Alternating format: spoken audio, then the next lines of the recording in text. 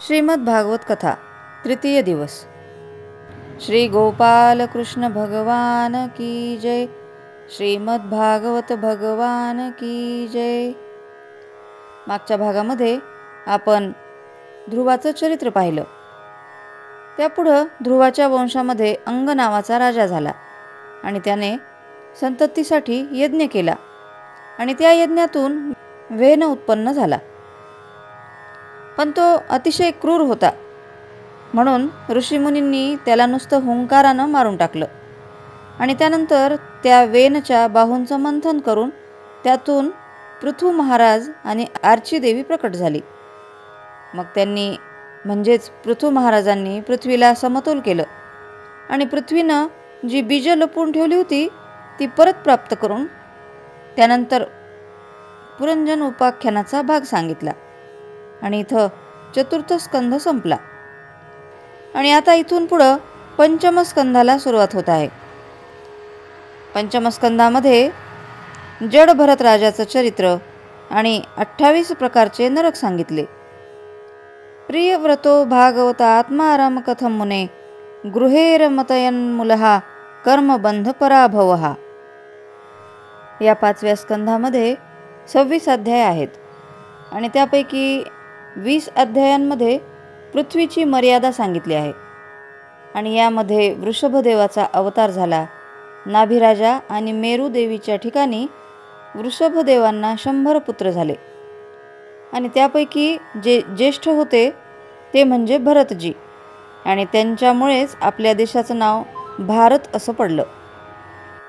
वृषभदेवांनी त्यांच्या मुलांवर कारभार सोपवून ते वनात निघून गेले आणि मग वृषभदेवांनंतर भरतजी राज्यावर बसले।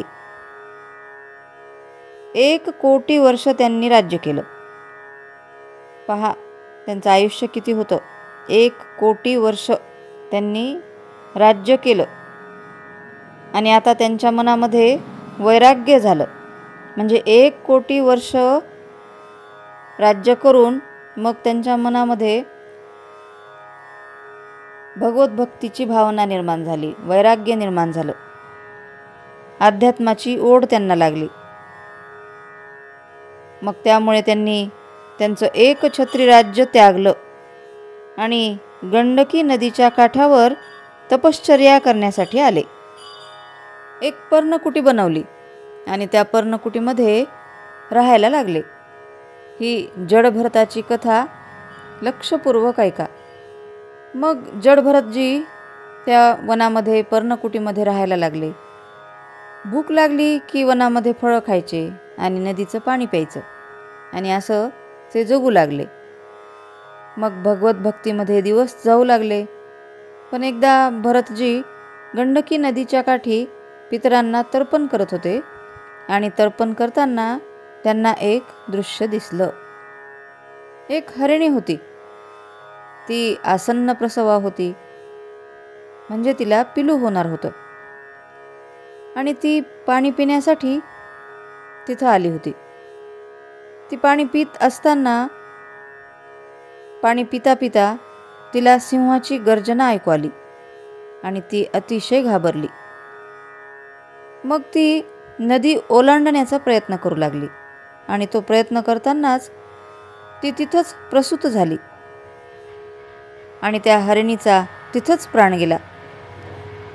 पण तिच्या पोटातून जे पिलू बाहेर पडलं ते नदीच्या प्रवाहामध्ये वाहून जाऊ लागलं। मग हे पाहून भरतजींना त्या पिल्लाची दया आली आणि त्यांनी त्याला स्वच्छ करून काठावर आणलं। मग जसं त्याला काठावर आणलं तसं त्याच्या शरीरामध्ये सामर्थ्य यायला लागलं आणि मग ते भरतजींच्या पायांमध्ये घुटमळायला लागलं। मग भरतजींना वाटायला लागलं की या पिलाचं आता कोणीच नाही, हरिणी तर मरून गेली, मग त्याला एकटं सोडून चालणार नाही, त्याला एकटं सोडणं बरोबर नाही असं त्यांना वाटलं। कारण त्याला हिंस्त्र पशु खाऊन टाकतील, मारून टाकतील असं भरतजींना वाटू लागलं। त्यामुळे ते त्या पिल्लाला पर्णकुटीमध्ये घेऊन आले आणि त्या पिल्लाची काळजी घेऊ लागले। मग त्याला खायला हिरवं हिरवं गवत, प्यायला पाणी, अशा अनेक गोष्टी करत करत त्या पिल्लाची काळजी घेण्यामध्ये भरतजींचा वेळ जायला लागला. मग त्याचं खेळणं, पळणं, उड्या मारणं या गोष्टींचंच भरतजींना कौतुक वाटायला लागलं. आणि असं कौतुक करत करत भरतजींची देवावरची भक्ती कमी होत गेली आणि त्या पिल्लावर, त्या मृगशावकावर त्यांची आसक्ती वाढत गेली. आणि इथेच खरा घात झाला. त्या पिल्लाचा आता त्यांना एवढा लळा लागला की ते हे सुद्धा विसरले की आपण आपलं सर्व राजपाट, ऐश्वर्य, आपला परिवार, मुलं, राज्य, प्रजा सर्व सोडून, एकछत्री साम्राज्य सोडून या वनामध्ये केवळ आणि केवळ भगवत प्राप्ती करण्यासाठी, भक्ती करण्यासाठी आलो आहोत. पण त्यांचा जो वेळ भगवत भक्तीमध्ये जायचा तो सगळा वेळ आता त्या हरिणाला खेळवण्यामध्ये जाऊ लागला. आणि एके दिवशी त्या हरणाला त्याचे नातेवाईक म्हणजे हरणांचा कळप दिसला आणि ते मृगशावक, ते हरिण त्या कळपामध्ये निघून गेलं. मग आता ते हरिण निघून गेल्यामुळे भरतजींना इतकं दुःख झालं की त्यांना अन्नपाणीही गोड लागेना. पहा, म्हणजे एवढ्या मोठ्या एकछत्री साम्राज्याचा त्याग करणारे भरतजी, भरत महाराज हे एका हरणाच्या आसक्तीमध्ये सापडले. म्हणून तर भगवान असं म्हणतात, मम माया दुरात्यया, म्हणजे माझी माया फार कठीण आहे, कधी कुणावर घाला घालेल सांगता येत नाही. म्हणून माणसानं सावध राहिलं पाहिजे. आपणही हेच करतो, मोह आणि माया. अहो, भरतजी मृगशावकावर आसक्त झाले आणि आपण आपल्या घरातल्या नातवंडांवर आसक्त होतो. ते दिसलं की त्यांचं कौतुक करण्यात आणि त्यांचे लाड करण्यातच आपलं म्हातारपण निघून जातं. आधीच तर आयुष्यात तरुणपणी देवासाठी वेळच मिळत नाही. म्हातारपणी जीर्ण झालो आणि शरीर झिजलेलं, त्यात होईल तसा देवदेव करायचा, पण ते सुद्धा मायेमध्ये गुंतलं की होत नाही.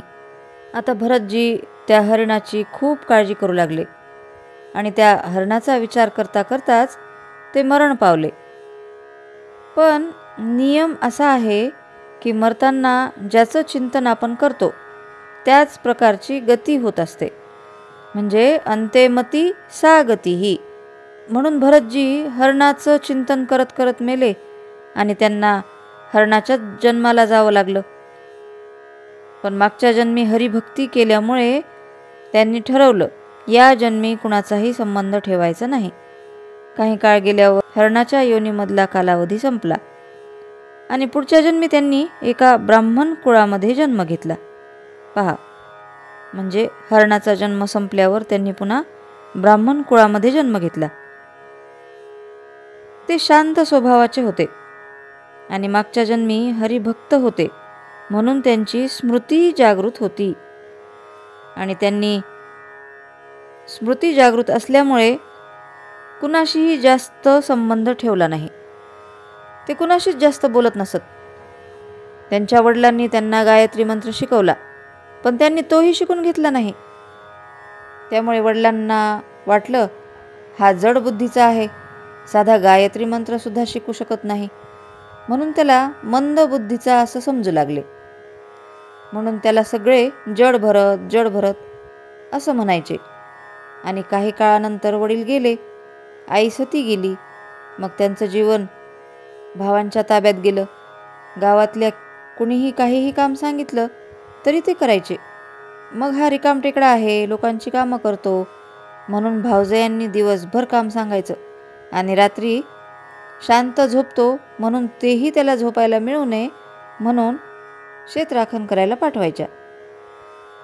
पण भरतजी भगवत भक्त होते. ते भक्तीमध्ये तल्लीन व्हायचे, भगवत चिंतनामध्ये रात्र घालवायचे. मग एका रात्री शेतामधल्या दगडावर बसून ते भगवत चिंतन करू लागले. त्या गावात चोरांचा सरदार होता. त्यानं भद्रकाली मातेला नवस बोलला की मला पुत्र झाला तर मी नर बळी देईन. पण खरं तर असं बळी दिल्याने काही होत नसतं, पण त्याने नवस बोलायला आणि पुत्र व्हायला एकच गाठ पडली.